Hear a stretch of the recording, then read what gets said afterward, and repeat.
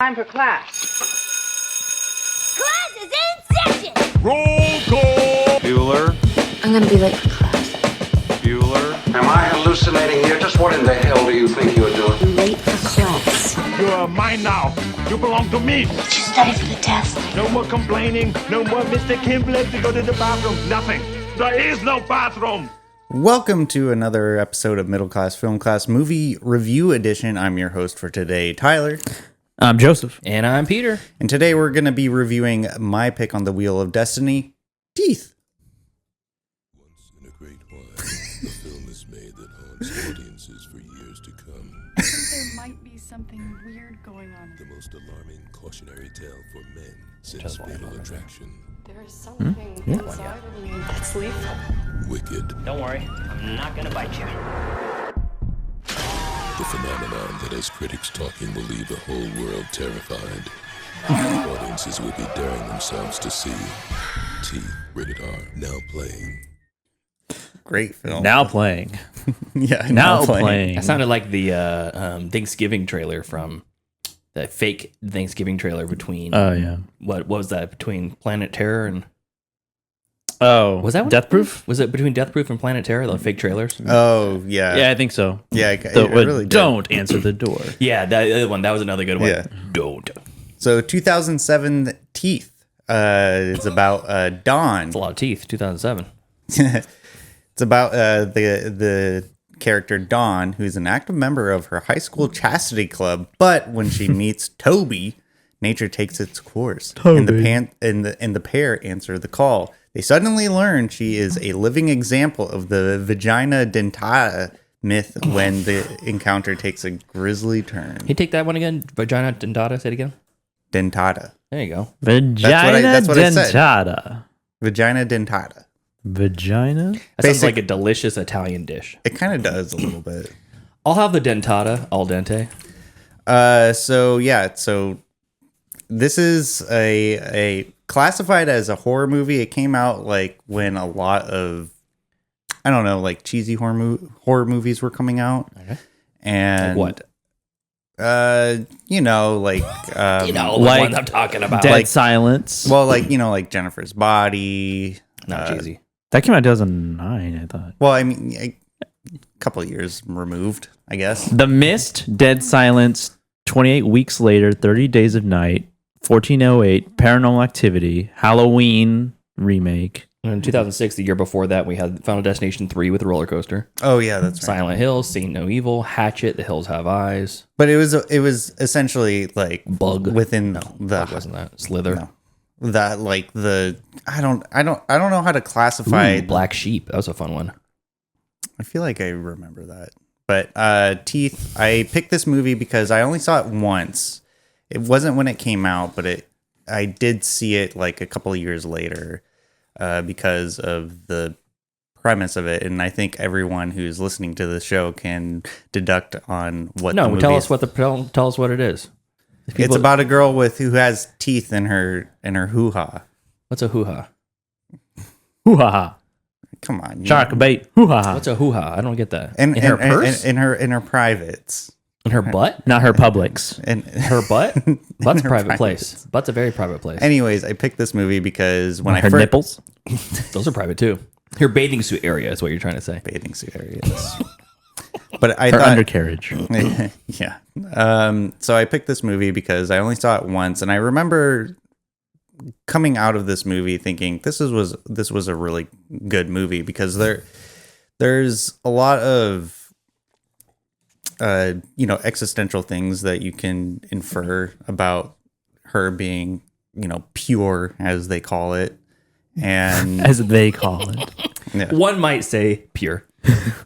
But it definitely, I feel like, illustrates the struggle of trying to be pure in that age where hormones are changing, bodies are changing, and When also you're horny as fuck. yeah. And so I thought about it when I picked the movie for The Wheel. I was thinking, what? I haven't seen this movie in a while. I think It's it's the third time to you revisit. said that. The reason why I wanted this because I haven't seen it in a while. Well, I mean, you guys keep derailing me. But yeah, it was right. So yeah, Teeth, great movie. And there's Is that not your initial reaction? well. Are you going to take the lead on this again? Well, no, I'm not going to take the lead. I'm going to be benevolent, and I'm going to let's just get with the initial reactions. Joseph, what did you think about Teeth? This is my first time watch. Yeah, first time watching it. I've definitely heard of this movie. It had a, what do you call it? Reputation? Yeah, for sure. Reputation. And, it's like Rubber. It's that movie. I'm like, oh, that's what that movie's about. Okay. I've seen the cave scene before I watched the whole movie, and I was like, you. I would hate to be that guy. And I never watched the movie. I never took the time. I don't know if I really had an interest in watching it. And so yeah, this was my first time watching it, and I can't say that I had a good time watching it. Oh. And I feel like I understand you could take it at face value. It's like woman has vagina, but has a monster in her trap, right? What's a trap? Right? The hot box. Yeah, the hot box. Angry Otter says, a hot box. And is a almost like has a mind of its own, and who's a good person and who's a bad person, you know. And what happens to the bad person is like they get the worst thing that could happen to a man. Get your dick bit off, chopped off, by the very thing that you are taking advantage of. Yeah. And so my laptop just died. But so I understood the message. But as a movie, I don't know. I don't know. I just didn't enjoy myself. I didn't particularly like it.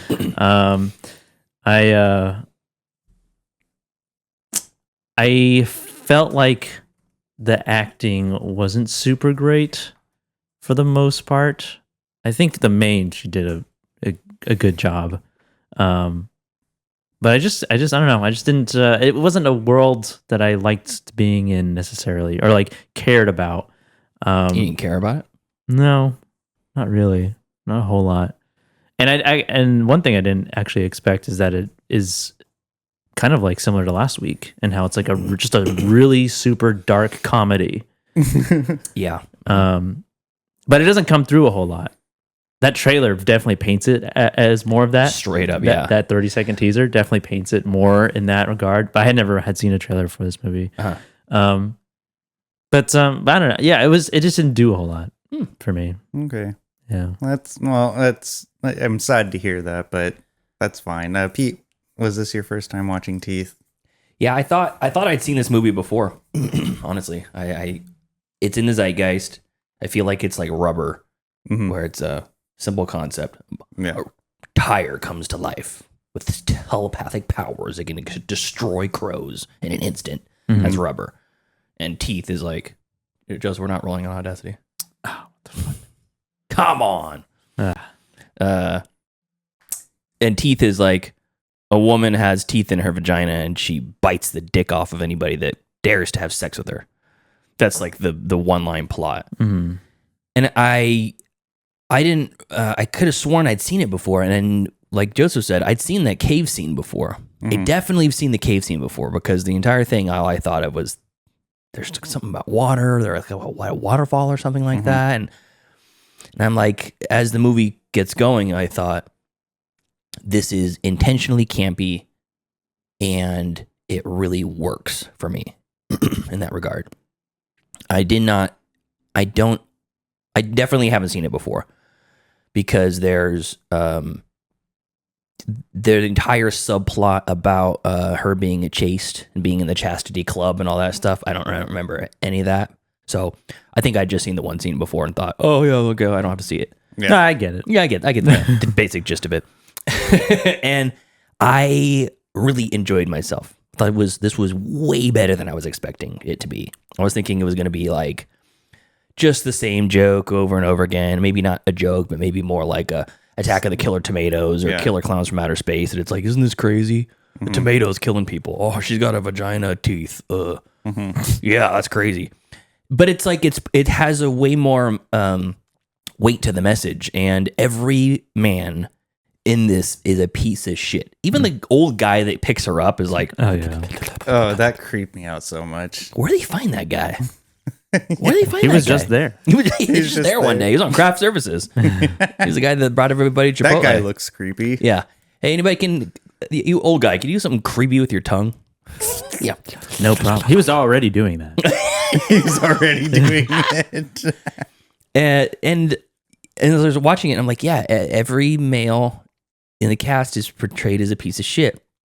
Maybe not the dad. The dad was like the best male in that whole movie. And he still wasn't great. I mean, he's not terrible, but he just let his piece of shit son continue to be a piece of shit loser his entire life, and smoking weed, banging random goth girls in the bathroom. Has a live in the gun bedroom. in his.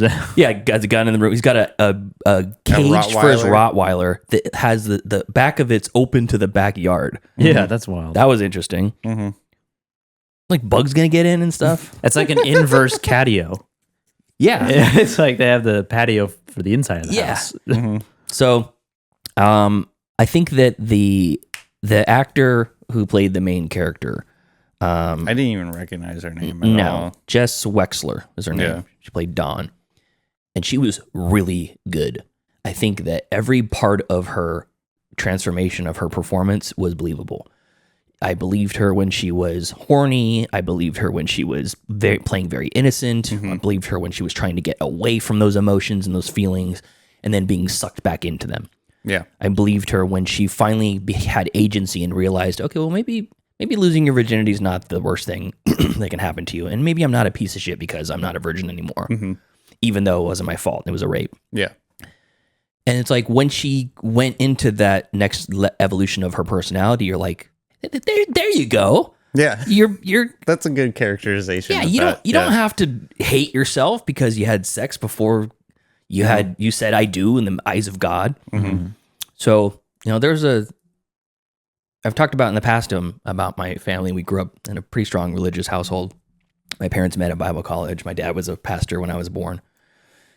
And Is that allowed? what? Pastor with a child. No, you're talking about a priest. Oh. Yeah, pastors be fucking Yeah. all the time. Priest too. Yes, that's true. But pastors, it's to their wives. So anyways, me and my sister were born when my dad was a youth pastor at a church in Pleasanton. And, so there's really strong pressure to live a religious life, like a Christ-like life. And a huge part of it, it's like, you wonder why people think hang so much of their.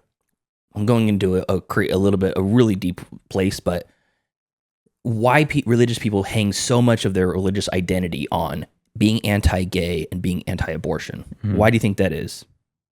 In my assessment, it's because that's black and white. You're either gay or you're straight, and we like the straights. You either are pro-abortion or you're anti-abortion. There's no middle ground. It's like there's a way more middle ground than any of that stuff. Sure. And someone who identifies as straight but has sucked a couple dicks, are they gay? Are they going to hell? If you identify as straight but you have these emotions that you tamp down, they say that's fine. They have the conversion camps and all that bullshit. So there are these very black and white things, and then there's the gray areas of so much of the Bible and the teachings of God and Jesus and all this stuff. They forget about all the bullshit about not eating crustaceans, not mixing fabrics, being able to own slaves is A-okay in the eyes of God, All that stuff gets thrown out the window, but we don't like the gays. Yeah. Because it's easy to say, he's different than me, that's black, and this is white. I don't like this, I do like that. With premarital sex, that's one of those issues. It's like, I waited to have sex after I was married because that's what my mom and my grandma and my grandparents told me. So my kids have to do that too. Similar to circumcision. It's like, hey, my dick looks like that. My boy's dick's going to look like that. right? I want his dick to look like his father's. He's got to live life like me, even though I want a better life for them. You say you do, but you want the same life. You want the the better version. So, in my assessment, that whole premarital sex thing, and that's what to me was the most fruitful and like it had the most pathos to it of the story was the whole she's a chaste chastity club and all this kind of stuff, and all the guilt that's wrapped up in that. I was like, that's all relatable to me because I went through that same shit. Dating my high school sweetheart, feeling shame for myself because of what her and I were doing together behind the sheet, between the sheets. Yeah. And it's like, okay, I gotta get married right away so that I can stop living in sin. And it's like, no, we probably should have lived together for a few years and I could have figured out that she's not the right person for me. Yeah. And instead, I took a 4-year marriage collapse and a foreclosure and a lot of trauma and resetting my life, which could have just been avoided if we were dating. Thank you, Jesus. Yeah. Thank you, Jesus. Thank you for societal pressure of my ancestors. Yeah. Just fuck already. Can you get it over with, please? Exactly. So the emotions that Jess Wexler were portraying when she was like the swimming scene when they're will they, won't they? And well, we can't be trusted alone together, but let's go swimming anyways. Oh, okay. Ooh, now we're kissing on each other's necks. Now we're doing this. Now we're doing that. And I was like, girl, you're going down the wrong path. You ain't going to do it. And you know where he wants. He's like, I know that she's going to slip. She's jonesing for it. And I'm going to slip because I already slipped. I already put it in someone's keister. That's what he was implying when he said it was God's blind spot. So, and then I didn't even think about that. Oh, there's a lot of talk about butt sex in this. That's a thinly veiled conversations about anal sex. Right over my head. Yeah. So that whole scene, I was like, man, this is really well acted. And it's like the cinematography and the camera work. It's like you're intimate. You're in there in the water with them, and you're feeling the feelings that these young people are feeling. And it turns so violently to a rape that is like so shocking that I was like, that's impressive. This is well made. So all in all, it was way better than I was expecting. I'm gonna read some of Michael Elliott's review on it earlier. Later. Michael Elliott has a review. Of course, he reviewed it. He probably thought it was a porno. But I think I did read his review on this actually. Yeah, I align with a lot of the stuff he says. He says in a succinct way. So I'm going to cherry pick a couple things later. But all in all, I liked it. Good recommended. All right, cool. So I only saw this once, and I watched it because of the shtick of a vagina having teeth. And I thought, okay, yeah, this is. I thought I like vaginas. I like teeth. I do like vaginas, and I'm on the fence about teeth. But I watched this movie because of the shtick of it all, and I remember coming out of this. I didn't watch it in theaters. When I say coming out of the movie, like I mean like after it was done. Got it. I remember coming out of this movie thinking, wow, that was actually like a really well done movie. Like I was thinking that it was going to be like this sort of cheesy movie where it's just this girl like biting dicks off with her vagina, which she does, but like I thought it was going to be more gratuitous than what it's shown. I don't know. It's pretty gratuitous. Well, I mean, the gaping hole of their dick base of what their dick once was. No, I just mean like I thought she was just gonna be sleeping around biting everyone's dick off. Oh, like she's just on a mission. Yeah, she's on a mission. I see. Okay. Like I spit on your grave or something. Yeah, exactly. Okay. Which it's funny because like that was a recommendation. Like after you watch this movie, like I think the first recommendation is I spit on your grave. So I went into that movie initially thinking that it was going to be that, and it wasn't. And I thought it was really good. But then I put it on the shelf in the back of my mind, and it gathered some dust. And then when it came time to put a new movie on the wheel, it just came up, just popped up randomly. I was like, oh, teeth. I haven't thought about that movie in a long time. Yeah. And so upon second viewing, this movie is a lot better than I initially thought it would be when watching it a second time. You were expecting it to be even worse than you remember? Yeah. Yeah, I was. Like, when I picked that movie, I was like, oh, man, this is going to be bad. I don't even know what I was thinking. It's going to be like Cold Creek Manor all over again. Yeah. Well, that movie was funny. Yeah, and I think the evolution of Dawn's character was just really well done. You know, she comes from this... especially in the beginning of the beginning scene where she's like molested by her brother, and then she bites the tip of his finger. Like, I thought that was just really well done.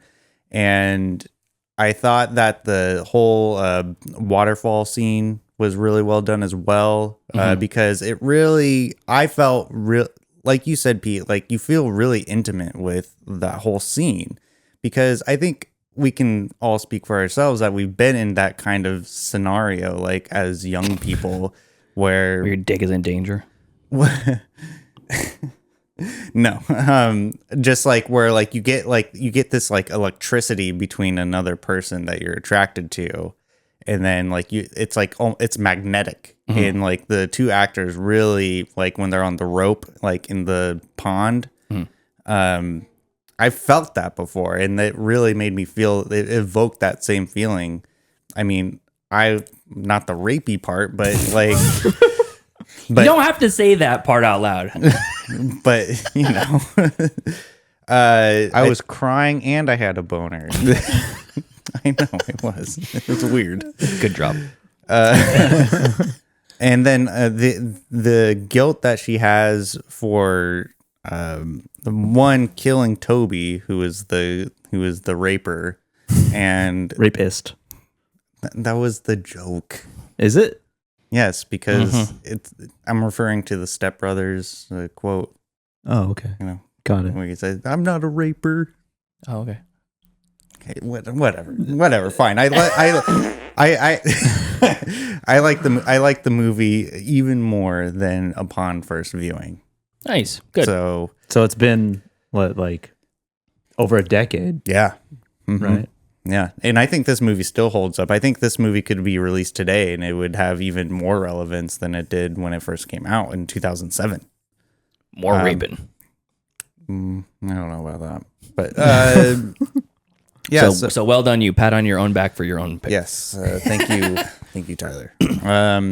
I think. Yeah. So I think the low budget nature, the look of the movie too helps it feel more charming, in a sense, and. I don't know if I would describe this movie as charming. I think there's a charm to it. Absolutely. Yeah, more like a curse. Yeah.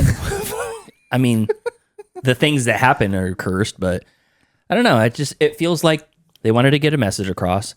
There was some interesting stuff between like the evolution of this chastity club, and I've been in those rooms.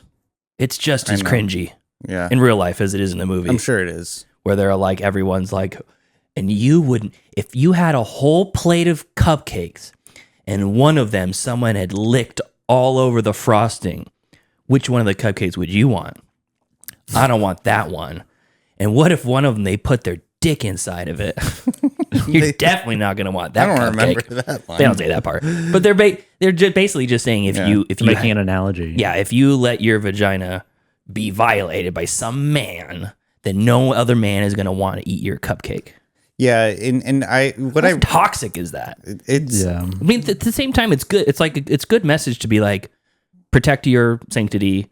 Don't give your shit away to anybody who doesn't care about you. Like that's good, but I think that there's with good intentions comes along this like societal pressure that ends up being misogynistic in a way. Right. Like it's slut shaming. Well, just in this fucking school, they show the picture of the penis and they don't show the diagram of the vagina. Yeah, they put the sticker over the vagina. It's That's a perfect analogy. It's different. Yeah. Okay. Listen, okay, because you can see all of my stuff, but all your stuff's hidden. God hid it. Yeah. So we should hide it too. Yeah, I just Dick's A-okay. Which is not true because dicks are not A-okay? No, I'm saying is in terms of like movies and mainstream media, like they primarily show female nudity. That's a good point. Over male nudity. Yeah. We want more dick. Yeah. Not enough hanging dong in cinema is basically it. True. Robert Eggers is single-handedly fixing that for us. Yeah. And actually there is hanging dong in this very movie. Yeah. And it's not it's not hanging, it's on the ground. It's severed. It's severed dong. That too, but like the final shot of her stepbrother with the dick falling out is so funny. Oh, yeah. He's like, "Where is it?" Bonk. Yeah. Yeah. I thought it was gonna eat it just like like it just consumes it. Oh, okay. Not just like bites it off and lets it go. Just like eats it for like sustenance. catch and release. It's vagina dentata, not stomach tata. yeah. Yeah, I mean, I think this movie definitely highlights like the perversion that predatory males put upon females in our society, like through any society too, because it's done. I think what this movie did, it did it so naturally. Like, so you think Toby is like, obviously, like you can think like he has other intentions. Or Toby's the first boyfriend. Yeah, Toby's the first cave one. guy. Cave guy Toby. Obviously, he has different motives. Like he has, like I mean, he's a boy, and Well, he got the first taste of it. and then but you know he becomes an asshole, and he's like, oh no, it's okay. Bangs her head on a rock, and he's like, well, she's unconscious, just like Colin Farrell or Turner, Brock Turner. What? Colin Farrell from what's it called? Killing of a Sacred Deer. Oh yeah. Just pretend like you're unconscious, babe. That's my kink. Yeah. What do you want, general anesthesia? Yeah, it was like I thought he was gonna stop at some point. He's like, no, just it's fine. You don't I have to haven't do jerked off since Easter. I know. I've had diarrhea since I was Easter. just gonna say I thought that same line when I heard that. Don't you know I haven't jerked off since Easter's? Yeah. It's like Jesus Christ, dude. Like so, like it Well, really the second guy that she has sex with too is even not. I wouldn't. it's disheartening because That's the guy who says he's like he seems like a good guy, but then he's in the garage room. yeah. And then he answers the phone. He's like, she's here right now. Talk, Dawn. And she's like, what? No, she says no, and then it's like the 180 from him, and it's funny because when me and Brianna we watched this together on Valentine's Day. It's a good. I know it's what a class. movie for Yeah, Valentine's. It's a good Classic Valentine's Valentine's Day Day movie. Yeah. We were watching that scene, and I looked away for a second, and I'm like, "What is he? He's got like a vibrator or something." Pocket pussy. She wakes up and is like into it, and he's like feeling her up and vibrating and things, and Brianna's like, "Oh yeah, he's raping her or something like that," and I'm like, "It looks like she's like into it," and she goes, "Well, he gave him those pills. Pills. Didn't he give her pills? So he kind of drugged her." Yeah. And I didn't put the two and two together on that. I didn't really see the A to B on it or whatever. But ultimately, it was like, then she willingly has sex with him afterwards the second time. Mm-hmm. And Brianna's like, now I'm confused. She was hypnotized. Like, is he a good guy? Is this a rape? Is this not a rape? Is it whatever? And then when he picks up the phone and it was a ulterior motives and surreptitious, pretending to be somebody you're not. It's like, it's a form of rape. Yeah. Like So- if you were to say, I'm a millionaire, I'll give you $1 million. And if I mean, you have sex with me and date me, and then turns out you're one of us jack-offs. yeah, and it's interesting that she takes inspiration from Medusa too, because Medusa turns men into stone when Rock hard. Yeah, yeah. and then eventually they're And then turned chops into their stone. dick off. And then chops her dick off. And so like I really like that juxtaposition of like her thinking that she's Medusa and that she's going to turn these bad men into stone. Oh, take away the power at least. Well, yeah, I guess take away the Turn them power. into eunuchs. Yeah. And it's really interesting too because in the final scene where she's in the car and the guy is like doing that weird tongue thing, she's like trying to get out of the car, and then eventually she's like, wait a minute, I have teeth in my vagina. And But then she still had sex with the guy. That's the worst Yeah, part. she has to go through that phase first. I know. He's got to get his old balls. You're not like she can just jump on and bite it off real quick. There's a lead up to it. You guys still got to see the guy naked. You got to smell the thing. What I really also liked about this movie too is just how simple the movie is. Like the plot moves forward. It's like so simple. yes, I felt bad that her mom died. I didn't need that. I think I know Died of. she had cancer or something. She was fighting an unknown illness. Okay. I think the And even more fucked up part about it too is that like she was when there's a scene where the girlfriend that the brother was messing around with, she was at the hospital with them for whatever reason, I don't know why, and she said, yeah, she was screaming, but he said not to worry about it. Yeah. And so that was like when it triggered her to be like, I'm gonna okay, go kill my I'm gonna go- stepbrother by snoo snoo. Yeah. Death by snoo snoo. Yeah. I mean, like, I don't know if a lot of people know this, but if you get your dick chopped off, you'll bleed out. I looked it up. You won't. Really? You'll be fine. I thought. I like how you looked it up. I thought the same thing. Because if I got myself into this situation, yeah, I thought the same thing. Brianna was actually Googling it before I even had a chance to look it up. And she goes, yes, small appendage amputation rarely results in death from blood loss. Really? Yeah. if you got your tongue chopped off, you might die. My whole life, I thought if you got your dick chopped off, you'd die by bleeding. Now, maybe it's different if Maybe it's because you kill yourself after. Yeah. Maybe if it's different if you're like erect when it happens because there's like forced blood flow. Okay. But by and large, it says the internet, which never lies, says you'd be fine. Okay. Well, I'm just glad I learned something new today. I'm glad that I watched this with a woman because I was able to bounce ideas off her and stuff. And the gynecologist. What do you think about that? Well, the You think he was in the wrong? Yeah. So is that rape or? You were questioning that? No. The gynecology scene, the gynecologist office visit scene. Oh, that one. That was a creepy scene. That was There's probably a lot of creepy scenes in this, and the doctor one was the creepiest one. Where was the nurse at?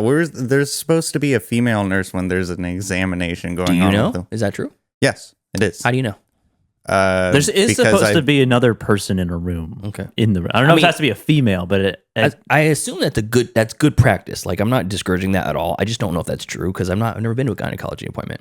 I've been in many gynecology appointments before. I was the witness. You just put on a doctor I paid coat and you're $20. I'm like, can I just stand in the corner and watch? If like there was one time when I went to go get checked for a hernia, and they did the examination, and like when a man gets checked for a hernia, they turn your head and cough. There was another person in the room because I think it's just like a witness. Literally, like there's another party in the room, essentially to protect. I think it's more for your comfort than anything. Yeah, because I've had some health issues that we didn't ultimately find the full resolution. We think we know what it was, but a lot of it was lower digestive tract, aka butthole related. And I've had pieces of doctors inside me with just me and that person in the room, and there's no repercussion, just a lubricated finger glove. I think if you protested a little bit, they probably would. Yeah, if I asked. So anyways, the whole reason I brought this up was I'm watching it and I'm like, is that normal? Is that like part of the... She's like, no, that doesn't happen. In the gynecology inspections, like no digits go inside. Yeah, it's like there's devices. Yeah, It there's felt like like it was there's a like little testing weird. strips or Q-tip swabs, whatever. And so I'm like, so I've been fingered more times by a doctor than you have. That's unfortunate. I mean, I guess it's good. I'd rather it be that way than the opposite. But Yeah, you gonna finger me, doctor? Yeah. Is there somebody else? Can we bring someone else to watch? I know. Did I say two? Better make it three. But I knew it was it went from the guy seems like he's trying to help her out. He's telling her it's like her first appointment. She doesn't lets her guard down. Really. Well, she's at the doctor. He takes advantage at some point. It turns from just a pretty sterile visit. And then he takes his glove off. Takes the glove off. And I'm like, did he use the non-gloved hand? I'm going in raw. Yeah. Going in raw. And like feels better without the glove. Let's check for flexibility. And I'm like, what? Is that normal? And she's like, no, that's like elasticity. And then who cares? He says, oh, you're really tight. Oh my god, that's going on the board. That was a clean drop too. Yeah, I know. God damn it! I held my breath for that one. I knew the quote was coming. So he was like, "I'm about to have the hardest boner right now." Yeah. And I was just very happy that he got it. And then when the reveal happened and all four fingers got bit off, I'm like, what was he doing? Yeah. How did he get that's you do this? Okay, please don't. No. No. You gotta make it into a torpedo. No. I was so uncomfortable being watching. like edge the whole time. So uncomfortable in that scene. But that was I was on edge as well, and I thought that was a really effective scene to get you as uncomfortable as the character Dawn was, because she's sitting there, she's a I think she's teenager. more uncomfortable. I have a feeling her character. I was definitely way more uncomfortable Well, than her. I'm sure she was, but I'm just saying, like, I felt the effect, like, because, like, one, she went there alone. She didn't have a parent there. She didn't even have a female nurse supervising this teenage daughter. Is she over? Was she over 18? No, she's in high school still. She was still in So high 17, school. 18. Okay, so that doctor was like, I don't know, man. That 15-year-old's pretty hot. Pretty much. Oh, God. Angry Otter says John Bobbitt survived. survived having his dick chopped off. He's the most famous guy to have his dick chopped off. Oh. Lorraine Bobbitt is his wife, cut his dick off and threw Oh, it. that's right. Threw Yeah. it out But in who the is field. John Bobbitt? He's just a guy. Oh, okay. We know him- That's why he's famous. We know him because he got his dick cut off, Oh. and it made the news. Did it grow Yeah. back?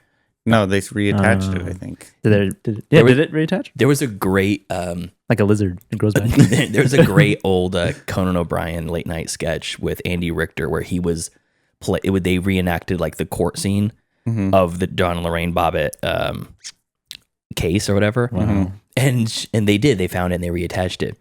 And it was him, he was the witness, and he's like, so tell us about that day. And he goes, I was jogging kind of on the edge of town near the park, and he felt something hit me. And like, can you describe what he thought it was? I don't know, like a piece of chicken breast or something.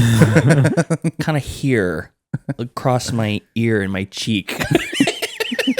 Oh, the person who got hit Got hit by the dick because she threw it out the window as she's driving by.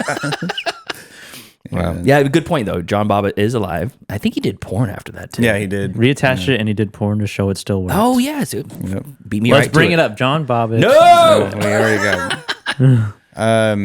Yeah, I mean, this movie really like makes you feel uncomfortable. Not even as a man, but just like more so like if you put yourself in the position of being a high schooler and having the pressure of being in a chastity club when these hormones are going all through your body. Everyone is like wanting to be touchy-feely, not even like wanting to fuck or anything like that, but it's just like you want to have physical intimacy, whether it just be like making out, hugging, doing outer sex as they call it. It's kind of funny or ironic. You know, they joined the chastity club, but I feel like doing that, you know, just makes it even more like forbidden and sacred. Makes it more taboo. Yeah, it's like I want it even more now. Well, that and at the same time, you're constantly talking about sex. Yeah. Without necessarily saying sex. Mm-hmm. You know, but it's almost like I promise I'm never gonna smoke crack, and every day I'm gonna wake up and tell myself, "No crack, Pete. No, sir. Not Don't you do it." And then eventually, maybe you'll be. Maybe I could. What is this crack thing? I've been denying it this whole time. Yeah. Maybe it's great. The government keeps saying it's really, really bad for me, but I really, really want to But try that's the really great thing about the presentation of Dawn's character and her evolution is that like that's the exact same idea. Like she's constantly like, no, I've never had sex. I've never done anything. And then there is this one scene where she's in bed and she's about to, you know, diddle herself. And she's like pulling up her skirt or her nightdress, and she's like touching herself. She's like, "Oh yeah." What about the like underage nudity from her? Like she's supposed to be under. Well, I mean, the actor isn't underage. That's a good point. I didn't even think about that in terms because she doesn't come off like I mean, she really does come as naive. But like when she's laying on her mom's bed, she looks like an adult. Yeah, I mean, but you're right. She's supposed to be a high schooler, and then she gets topless, and you're like, oh. I was actually surprised when that happened. Me too. She seemed very comfortable. I was a little. It felt a little weird because at first I was like already really into the movie, and then like that started happening. I was like, oh yeah, this is the natural progression. I'm about to have the hardest boner right now. And then I was about to have the hardest boner. No, but I remember there was one point like where I saw Nip, and I was like,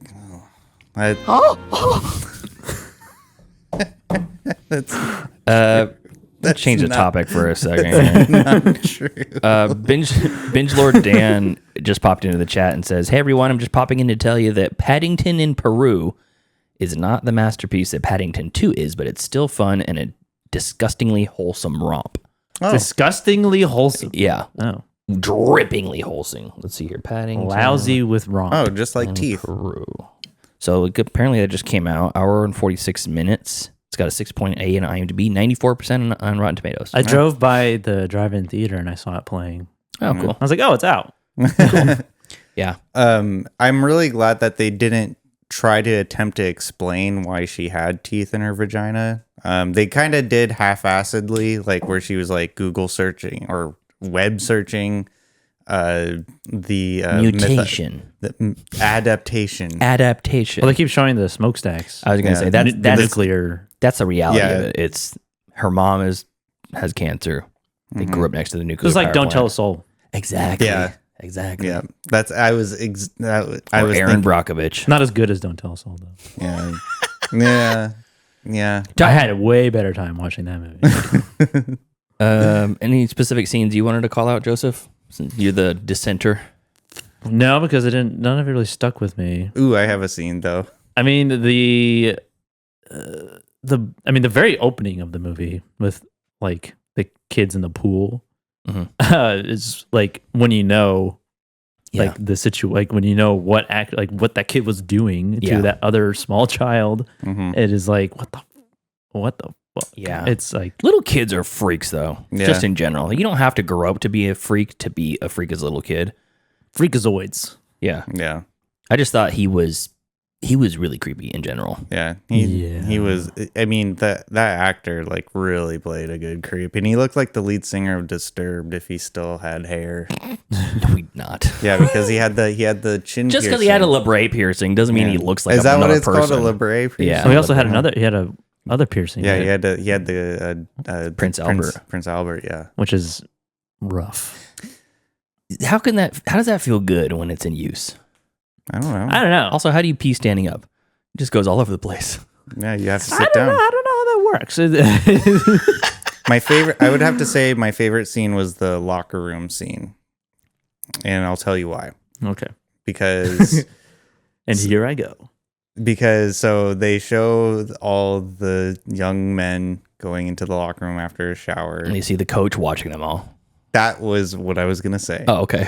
Is the yellow shirted coach standing there in the background, and you can see like, and I don't know why I had a focus point on him when I was watching the scene, but you can see him. He's like surveilling like all of the boys. Yeah, they want to make sure they're not doing stuff. Yeah, but it was so like that scene was or he's waiting to see if they will. The scene was so unnecessarily funny, and it really the scene was unnecessary to begin with. It had no impact on the plot of the movie. It was just that led them to want to meet together, and they're talking about didn't have to be in a locker room, but yeah, that's what I'm saying. Like it didn't have to be in the locker room, and so I thought it was so funny. I was howling, like just looking at the coach, like just like swiveling his head back and forth, like with his arms crossed, like. What the fuck? I've never been in a situation like that. You've never been looking at your students,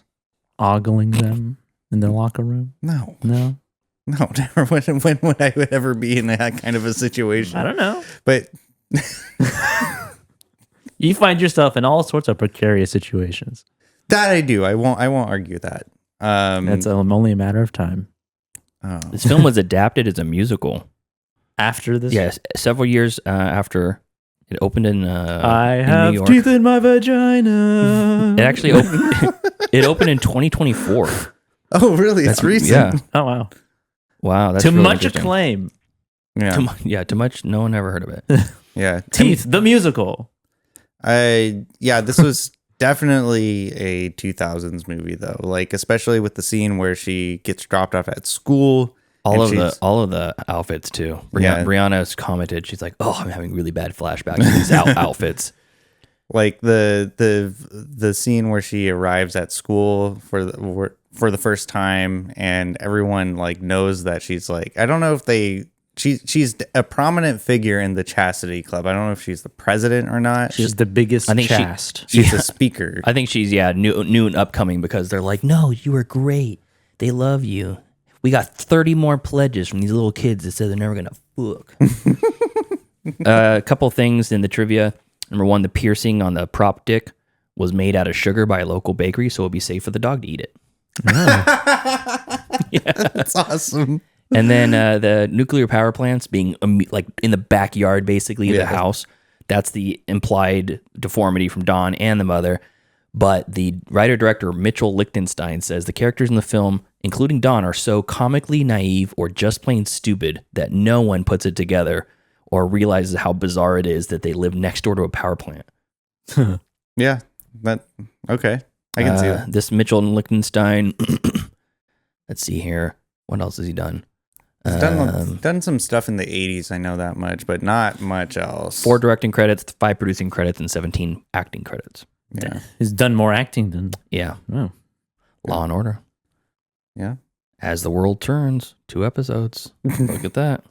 Look at him go. Yeah, I don't know anything of this stuff that he's actually done before, but it was a $2 million budget.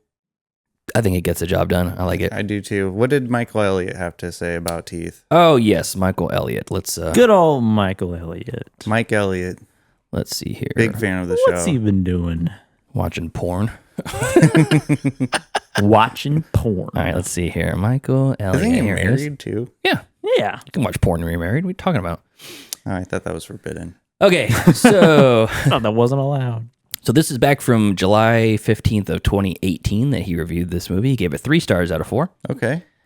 The story here is pretty simple, but it's the acting and execution that make this horror film something very special. Jess Wexler plays Dawn, a high school virgin who belongs to a club that makes one promise to stay pure until marriage. Dawn begins hanging out with the boy, and soon after, her feelings start to grow, but after he sexually assaults her, she learns that she doesn't know her body very well because her vagina has teeth. The more graphic side of the story is going to have people tuning in expecting some sort of graphic and bloody exploitation film, but what we have here is much more than that. Yes, we get some rather gory shots, but these here seem almost out of place in a way because it's the rather tender subject matter of sexuality that really works. This movie is being sold as a horror film, and it certainly has many of those elements, but it's rather interesting loss of sexuality in an innocent tale. I'm sure some people may take this something away in terms of sexuality, but just take a look at the sequence leading up to the first attack. We get the 2 kids playing around the water, slowly exploring each other's bodies, and this is handled in such a way that you can't help but feel as if you're watching a sort of a love story. In fact, I'd say there's more passion in this sequence than any love story I've seen in recent memory. What? The film deals with sexuality in a variety of ways, and that includes some black comedy, as that's something the story would have to have. This here can be seen in a trip to a gynecologist that works perfectly well. Then once again, the sexual tone changes when Dawn meets her next victim. Director Lichtenstein does a terrific job at building these various emotions and feelings, but the screenplay also deserves a lot of attention with how well drawn out the character of Dawn is. Wexler is absolutely magnificent in the character, and no matter what she does, we believe every bit of it. We believe her as the virgin, we can believe everything that's happening to her, and Wexler really brings this character to life as she handles the drama, sexuality, and subject matter perfectly. I'm really not sure how anyone could see her and not fall in love. Joseph. Supporting cast handles their roles fine, but there's no question that this belongs to Wexler. The director and star have certainly created something very memorable, and one can't help but be interested in whatever they do next. This film could have been a disaster in so many ways, but I think it proves once again that story and acting can destroy gore, violence, and torture anytime. That was a very poignant review. Keep in mind, most of the stuff he watches is like foreign porn movies, so he's like, this love story is the best I've seen in all year. So the bar is it's a little low, yeah. Is way better than Hebangus Uranus 12. Or whatever you reviewed that week.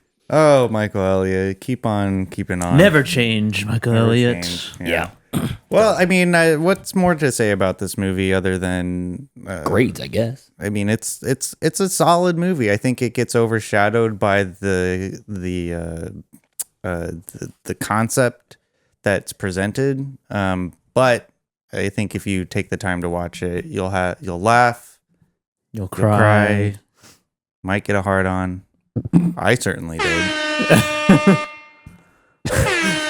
And also, just like making some adjustments. The movie. I'm looking at the movie poster right here on Joseph's computer screen. It's a dynamite movie poster. I added it to my list of movies that have the picture of the poster in the movie. Mm-hmm. Oh yeah, I like that. Yeah, I great. like that. Well, I mean, I think we've unless any of you guys have anything more to say about Teeth, we should put some grades on it. Do you guys have anything more to say? No. No. All right, Joseph. What would you grade Teeth?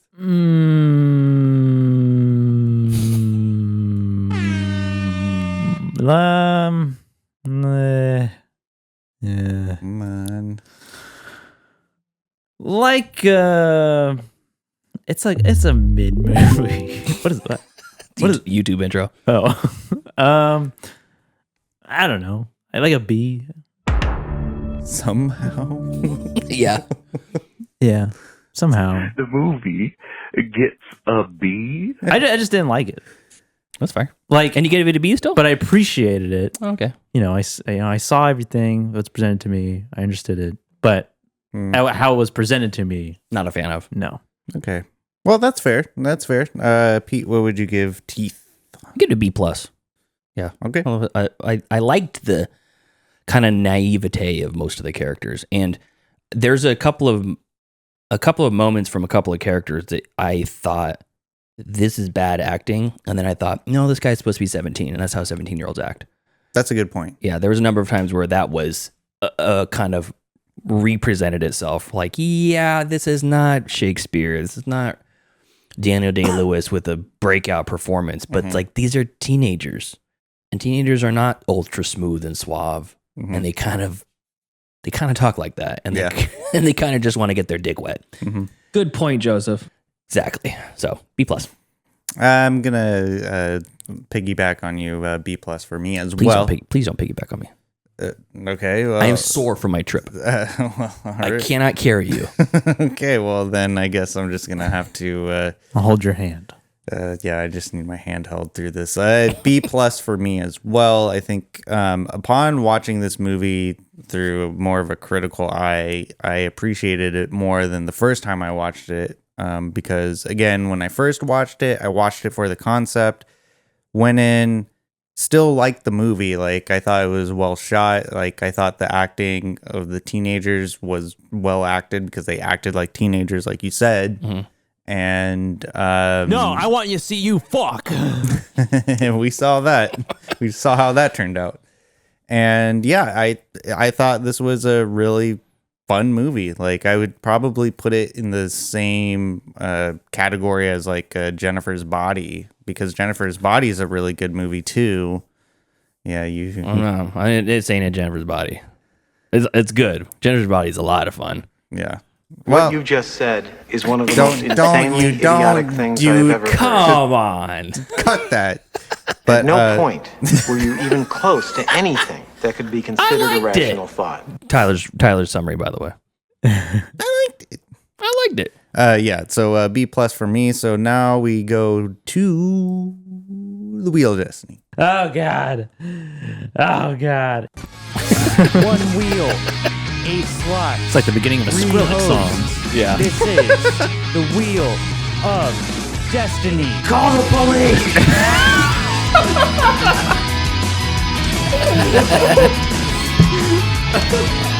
All right. Teeth is off the wheel. That's funny. I don't have call 911. Like at the beginning of Scary Monsters. Is it Scary Monsters? Scary Monsters and whatever that's called. Bangarang? No, it's not that one. Scary Monsters and something else. All right, Teeth's off the wheel. We're coming down to the wire. We only got a few. Yeah, how many movies are left? Paul Blart 2. 3. Paul Blart 2 from Joseph. Falling in Love Like in Movies from Pete. And Hell Comes to Frogtown from Pete. That's it. Tyler's is off. Tyler's off. So just me and you. Tyler's done. And I know you're done. So if we don't land on, we're just gonna respin until we land on one of these. Yeah. All right, let's give it a spin. And the reason there's only 3 left is we're changing formats soon. We're gonna have a little band meeting after this and iron some details out. Well, you have to spin again. Yep. Short spin. You spin me right around, baby, right around, yeah, record, baby, yeah. Again. Almost. I'm not racist anymore. Hey! Okay. Hell Comes to Frogtown. All right. This is gonna be Joel's gonna love this. Joel loves this movie. I'm guaranteed it's on Tubi. Let's see if it's anywhere else. Is this a new, No. old movie? Yeah, 88. Hell comes to Frogtown. Hell comes to Frogtown. Frog comes to Helltown. It's streaming on AMC Plus, Pluto, Plex, and Hoopla, but no Tubi. That's actually really surprising. It's on Pluto, though. It's on Pluto. Pluto and Plex. Plex are free. Hoopla for free also. Poopla. Hoopla. This is this is a movie. This is the only scene that I've seen from it, and I'm going to play the audio of this right now.